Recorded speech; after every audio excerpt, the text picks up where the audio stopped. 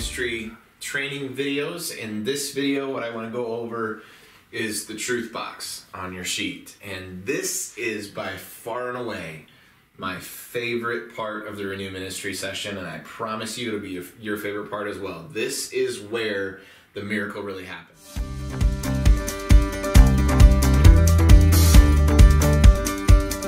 You have arrived at the bottom line in the bottom event. They are experiencing a tremendous amount of pain. You've built the emotion on both sides. They are ready to receive the love of Jesus, to have him replace the lie with the truth. And this is where all the transformation takes place, okay? It's quite simple. Once you've got the right Jesus and this person's ready and willing, then all you ask is, if Jesus could interact with you, what would happen, okay? And interact is a very important word, because you don't, what we had done before is we had said, well, if Jesus could say or do anything to you, what would he say or do? Interact is better, because sometimes it is the person, it's the individual who needs to do something, you know? It's not just that Jesus comes to you and Jesus has something to say to you. Sometimes, you know, I've had personal sessions on my own where what I needed to do was wail on the chest of Jesus. Like, yes, I love you and I want you, but I have got to express how I've felt about this and let Jesus respond with a soft compassion until I'm completely broken and ready to, even more ready to receive his truth. Sometimes the person needs to forgive someone. Sometimes the person needs to run to Jesus. Sometimes there's all kinds of different ways where the person has a role to play. It's not just receiving something from Jesus, but it's a relationship and a conversation that can happen between them and Jesus to arrive at the truth. So interact is very important.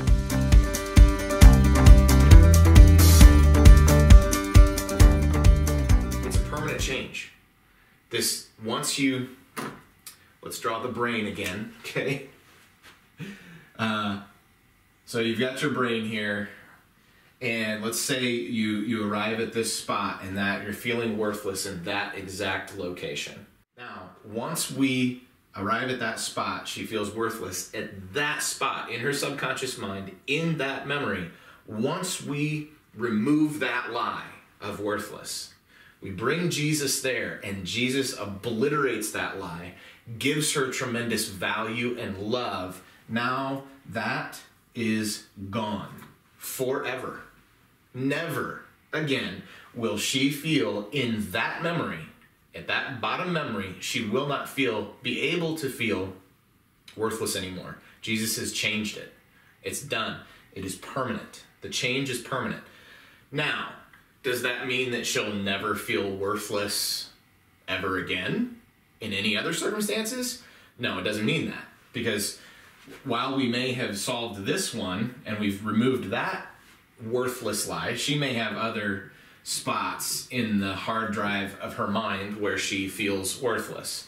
We removed this one, okay? We still have to do work to remove all the other ones as well, and to go to those other places that we need to go to. Which is why, as I said a few videos ago, about sometimes once a person has really learned to emote after the first 15 sessions or so, sometimes you don't even have to connect to a specific memory. You don't have to get to the bottom memory or the bottom event. Sometimes you just connect deeply with that emotion and you end up wiping out a bunch of these in one hit, and you never had to visit a memory. That's possible, and does happen on a regular basis. It's fairly normal for that to happen. You end up actually changing the memory. And that's what's happened with me, is the memories that I've gone to, now when I recall them and I think about those events, I can't even picture it without Jesus there anymore. It's just wonderful. It's amazing. So I'll never go back to those memories and feel the same way about it ever again. And that's the way it is with everybody. So it is a permanent change.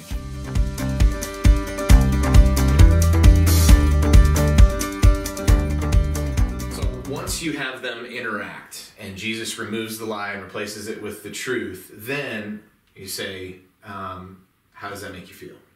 okay?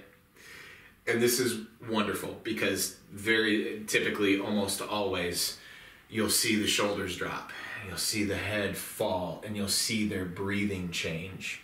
They will go from, a fast, heavy breathing to a relaxed, calm. You'll see them loosen up. You'll see them slouch in the couch. You'll see them close their eyes. Sometimes people will start falling asleep. No kidding, because they're finally at peace. It's amazing. But anyway, you'll ask them how they feel, and inevitably, if you've done the work and you've gone to the places you need to go to and you've found the bottom identity lie, the bottom event, then they will report, I feel so much better. Oh, I just feel so relaxed. I didn't know I could feel this relaxed.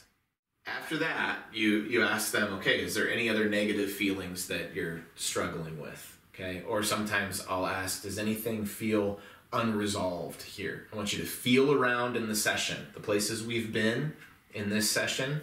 Does anything feel unresolved or anywhere where there's a lack of peace? And then that might bring up some residual issues, okay? So maybe in this situation, she's dealing with her parents' divorce at the age of 6, and she's like, yeah, I just kind of wonder how Jesus feels about my mom there. So you just have the simple question, how would Jesus respond to that? She's not necessarily believing a lie. It's just I wonder how Jesus feels about my mom, or how he feels about my dad. So you just ask, how does Jesus respond to that? And then Jesus answers the question. He clears up the residual issue. You don't have to give any advice. You don't have to speak anything to them. You just ask the question, and they resolve it from what they know about their Lord and Savior, right?